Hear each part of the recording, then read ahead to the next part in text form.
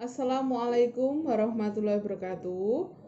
Perkenalkan, saya Mega Ayu Juliani sebagai guru BK akan menyampaikan materi tentang pandemi COVID-19.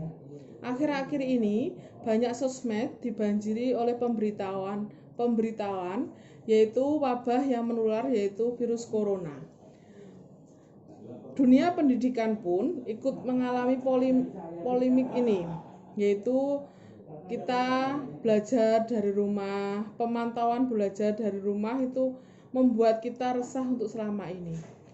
Adapun virus corona ini, penyakit corona ini bisa menular oleh beberapa banyak pihak, yaitu menyerang siapa saja, bayi bisa, anak-anak juga bisa, orang dewasa, lansia, ibu hamil ataupun menyusui. Anak-anakku di rumah, kita harus menjaga kesehatan kita agar tidak sampai tertular virus corona. Gejala COVID-19 itu berupa bisa flu, demam, pilek, batuk kering, sakit tenggorokan, sakit kepala. Setelah itu gejala bisa merambat dalam demam tinggi, batuk berdahak, bahkan berdarah, sesak napas, dan nyeri dada. Gejala-gejala tersebut muncul ketika tubuh bereaksi melawan virus corona. Namun, secara umum ada 3 gejala yang bisa menandakan seorang terinfeksi virus corona.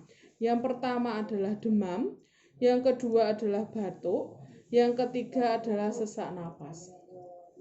Bagaimana penularannya untuk virus corona ini?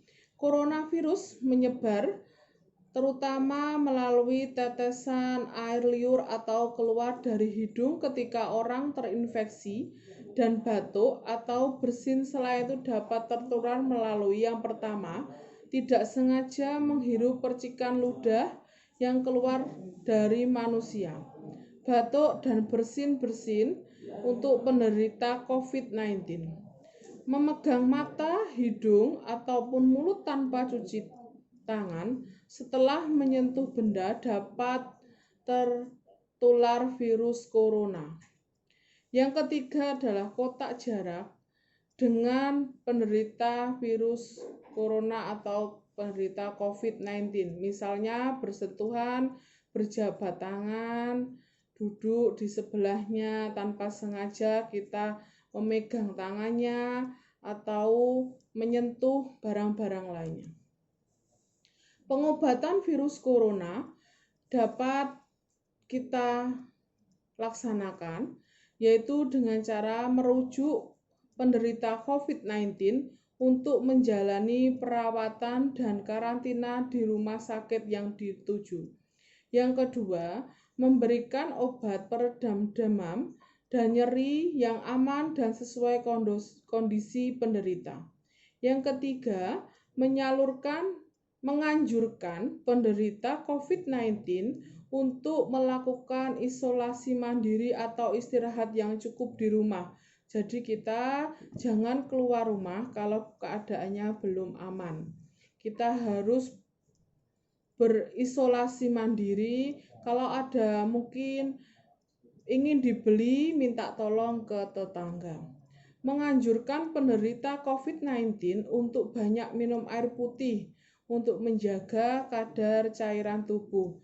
Dan jangan lupa setiap hari harus minum vitamin.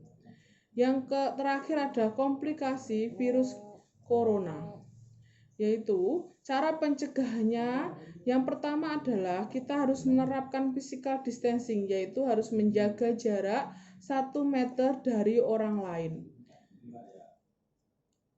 Yang kedua adalah gunakan masker saat beraktivitas di tempat umum ataupun di keramaian.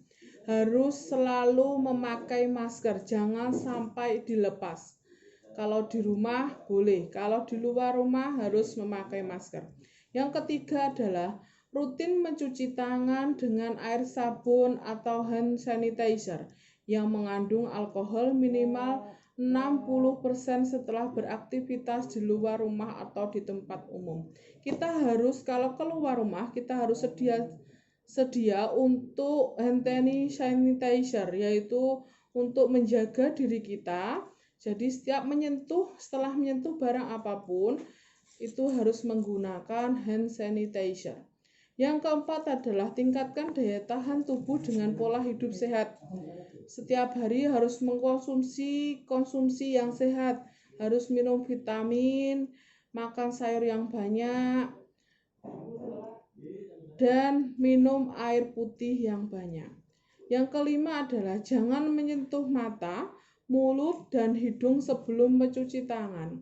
Kita untuk menyentuh apapun di daerah mata, mulut, ataupun wajah harus mencuci tangan terlebih dahulu untuk menjaga biar tidak tertular virus corona. Hindari kontak dengan penderita atau orang yang dicurigai menderita COVID-19. Jadi harus benar-benar menjaga jarak dengan siapapun. Tutup mulut dan hidung dengan tisu saat batuk dan bersin. Kemudian buang tisu ke tempat sampah. Jadi jangan membuang sembarangan, harus benar-benar dibuang di tempat sampah dan demi menjaga kesehatan kita sendiri.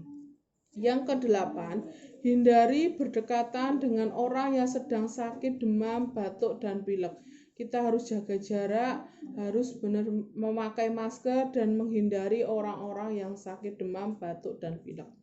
Yang kesembilan adalah jaga kebersihan benda yang sering disentuh dan kebersihan lingkungan, termasuk lingkungan rumah.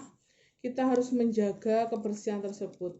Setelah memegang bolpen, jangan sampai kita pinjamkan ke orang lain atau kita meminjamkan barang-barang ke orang lain untuk menjaga kesehatan kita sendiri.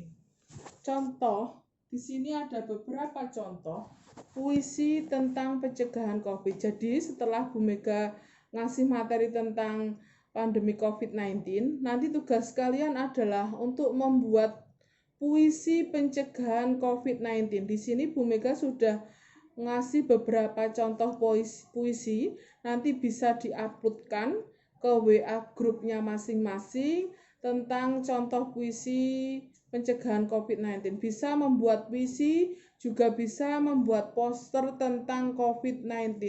Di sini juga ada beberapa contoh tentang poster COVID-19. Nanti setelah itu silahkan diupload di grup WA-nya masing-masing. Terima kasih, itu yang bisa Ustazah Mega sampaikan. Semoga bermanfaat. Wassalamualaikum warahmatullahi wabarakatuh.